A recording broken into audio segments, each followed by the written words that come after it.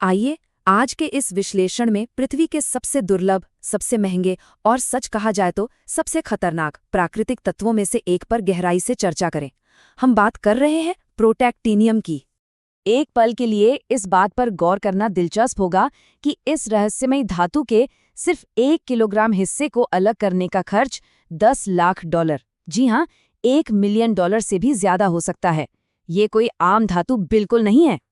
आज की इस चर्चा में इस तत्व की कहानी, इसकी बनावट, इसके भयानक खतरों और उन वजहों को समझेंगे कि आखिर वैज्ञानिक इसके पीछे क्यों पड़े हैं।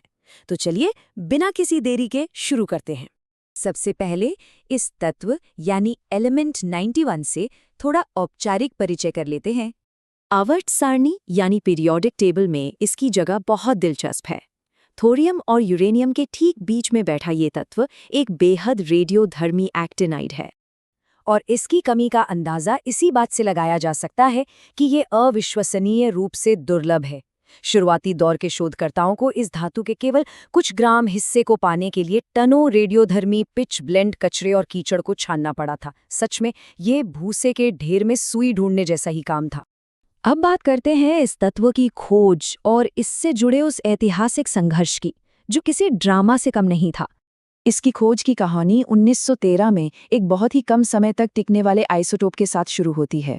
उसके बाद 1917 और 1918 के बीच कई अलग-अलग वैज्ञानिक टीमों ने स्वतंत्र रूप से इसके ज्यादा स्थिर रूप को खोज निकाला। लेकिन इस पूरी कामयाबी के पीछे एक बहुत बड़ा ऐतिहासिक अन्याय भी छिपा है। शानदार वैज्ञानिक लीसे मीटनर, जिनके काम ने प्रोटैक्टिनियम और परमाणु विखंडन की खोज में एक अहम भूमिका निभाई, उन्हें नोबेल पुरस्कार के लिए पूरी तरह से नज़रअंदाज कर दिया गया, जबकि उनके सहयोगी ओटो हैन को ये सम्मान दे दिया गया। विज्ञान के इतिहास की ये एक कड़वी सच्चाई है। खैर, इतिहास के पन्नों से बाहर निकलकर अब इसके भौतिक और रासायनिक गुणों पर एक नज़र डालते हैं। जब यह अपने सबसे शुद्ध रूप में होता है तो यह एक बहुत ही सघन, कठोर और चांदी धूसर रंग की धातु होती है। लेकिन यह धातु अत्यधिक प्रतिक्रियाशील भी है। ये मुख्य रूप से +5 ऑक्सीकरण अवस्था में यौगिक बनाती है, और जैसे ही हवा के संपर्क में आती है बहुत तेजी से ऑक्साइड में बदल जाती है। इसके दो मुख्य आइसोटोप्स के बीच का अंतर भी सच में हैरान करने वाला है। एक तरफ प्रोटैक्टिनियम 231 है, जो प्राकृतिक है और जिसकी उम्र लगभग 32,000 साल है। वहीं दूसरी तरफ प्रोटैक्टिनियम 234 है, जो इतना ज्यादा अस्थिर है कि इसका आधा जीवन सिर्फ 6.7 घंटे का होता है। न्यूक्लियर केमिस्ट्री के नज़रिए से देखा जाए तो प्रोटैक्टिनियम यूरेनियम और एक्टिनियम के बीच की एक बहुत ही खास कड़ी है।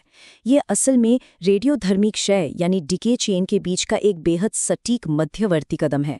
लेकिन इस तत्व की जो बात इसे सबसे अलग बनाती है वो है इसका भयानक और जानलेवा खतरा।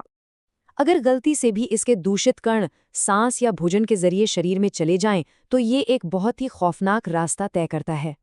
खून से होते हुए ये सीधे हड्डियों के कंकाल में जा बैठता है, और सबसे डरावनी बात यह है कि शरीर के अंदर इसका आधा जीवन 50 साल का होता है, यानी दशकों तक शरीर के अंदर से निरंतर रेडियोधर्मी नुकसान होना तय है। इसके खतरों के आंकड़ों का निष्पक्ष रूप से विश्लेषण करने पर रोंगटे खड़े हो जाते हैं। प्रोटैक्टिनियम 231 को सांस के जरिए अंदर लेने का जोखिम कारक अब तक के ज्ञात किसी भी रेडियोन्यूक्लाइड के लिए सबसे ज्यादा है। ये लगातार अल्फा कण छोड़ता है, जो सीधे तौर पर जीवन भर के लिए कैंसर के गंभीर जोखिम को जन्म देते हैं। तो इतने सारे खतरों और इतने महंगी कीमत के बाद आखिर इस तत्व का उपयोग क्या है?